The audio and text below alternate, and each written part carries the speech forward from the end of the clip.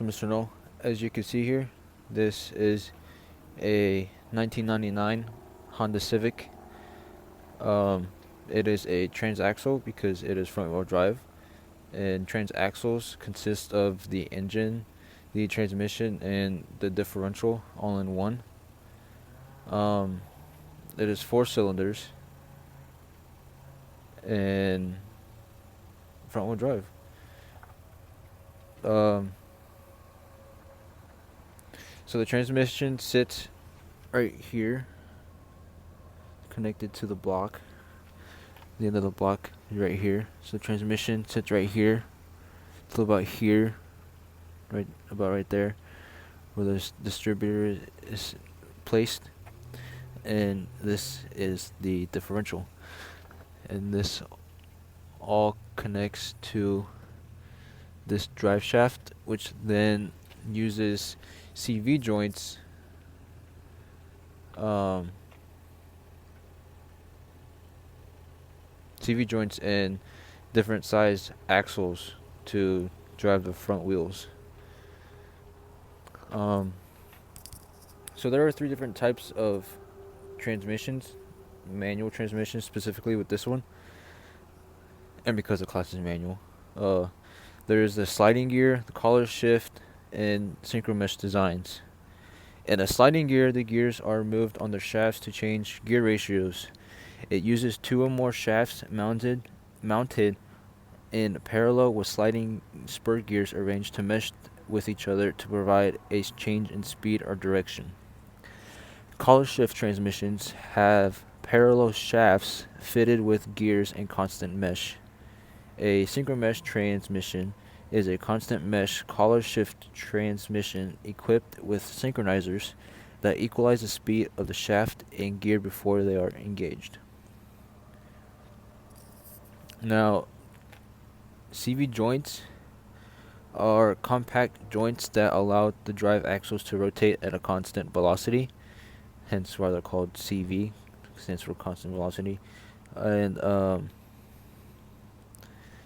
so it allows the drive axles to rotate regardless of operating angles.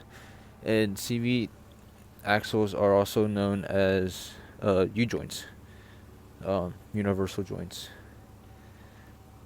And so the different types of joints can be referred by position, which is inboard and outboard. They can be referred by function, which is fixed or slunging, or they can be referred by design, which is ball type and tripod.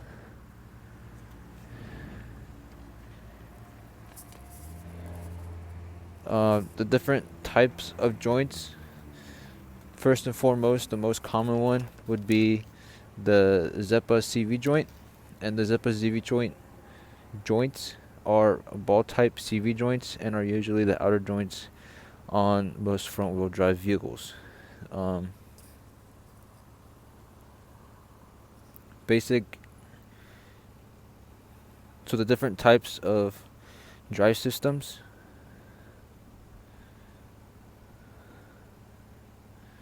Um, no, drive shafts. Excuse me.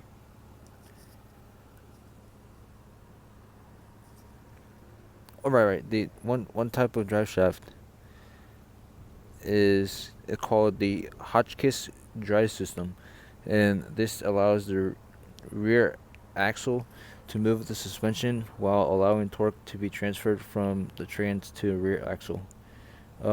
Another type of drive shaft is called a torque tube, and torque tubes were mostly common in Corvettes and Camaros, on and most common on a rear-wheel drive format or system, drivetrain. And so this torque tube rotates 3 to 4 times the speed of the wheels. So it spins pretty fast. The whole purpose of a diff is an open diff if your wheels spin, sends torque to the wheel with the most traction. So, and the easiest way to tell between an open diff and a limited slip differential is if you jack the car up, turn the wheels. If you turn one wheel one direction and the other wheel turns the other direction, it is an open diff. A limited slip differential, if you spin one wheel, the other wheel spins with it. So, in a limited slip differential, if one wheel is spinning, the other wheel spins with it. And in a limited slip differential, around turns, the wheels turn at the same speed.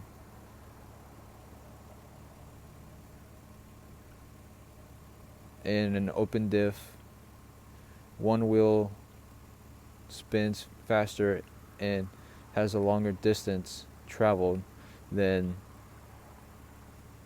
the other wheel. So let's say if I was making a left turn and I have an open diff, the right wheel would spin and travel a larger distance than the left wheel. And basically, the components inside of a basic differential, it has ring gears, a drive pinion gear, a shaft, a differential side gear, and a diff case. And the diff case is what holds all the components together.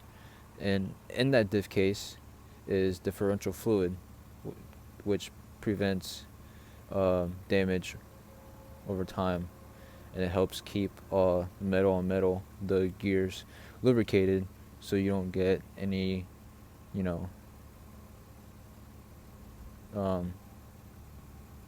backlash or break any teeth on the gears, and basically just mess up the whole system.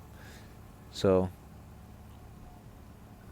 the diff case, which is mounted on bearings so that it is able to rotate independently of the drive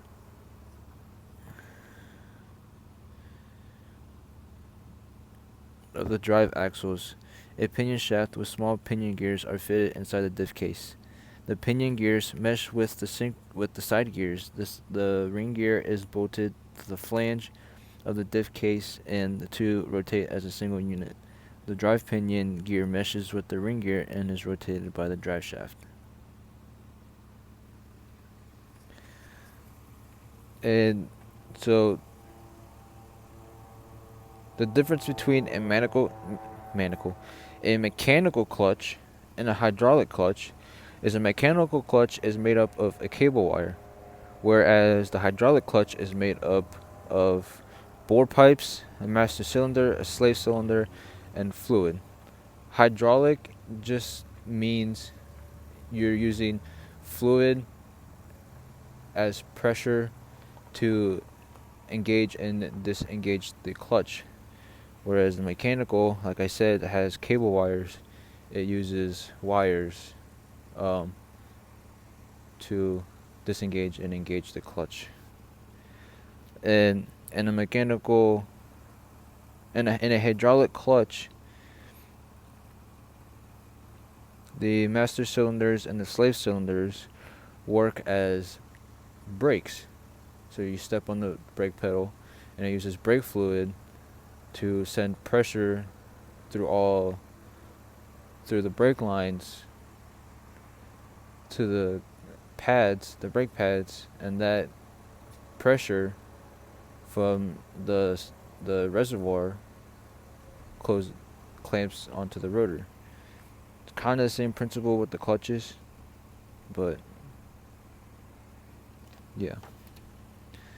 Clutch free play is the distance usually measured in inches or fractions of an inch that the clutch pedal can be depressed before the clutch engages. A backlash, like I said earlier, is the clearance between sets of gears And the bigger the clearance, the more damage can be caused to the teeth and components attached to the diff or anything inside of the diff case. And too little backlash can cause overheating on the gears and warp or break. And the whole purpose of a diff, I kind of explained it with the open diff and the limited slip differential. It allows the wheels to turn and travel different speeds as you're turning. It helps with front wheel drives, but with rear wheel drives, I guess it's the same, I would say.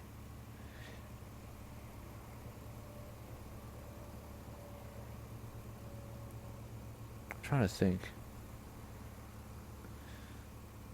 I forget it.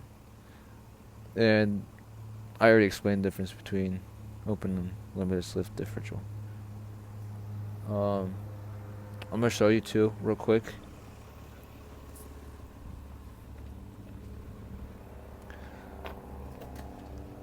Starting from here. Here you can see the axle that's connected to the diff to the wheels, as well as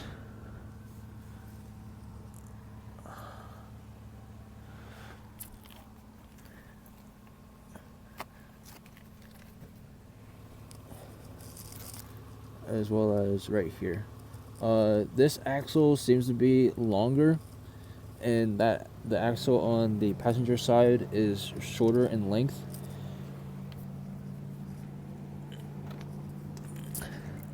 The reason for that is the amount of space.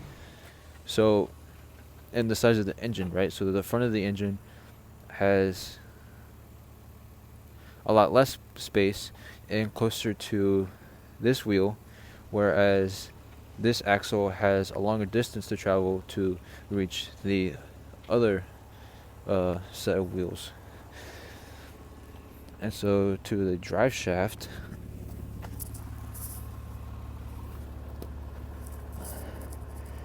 you see here that is the exhaust.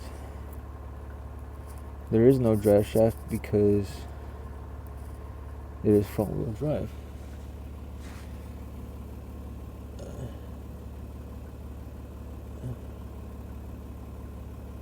What was the whole point of that? Now, on the Lexus, since it's an automatic and uses a drive shaft to transfer the torque from the engine and transmission to the differential in the back to the wheels, it uses a drive shaft, also known as a torque tube. The whole purpose of that, kind of just already explained it, as well as the diff. But I will show you the differential in the rear here.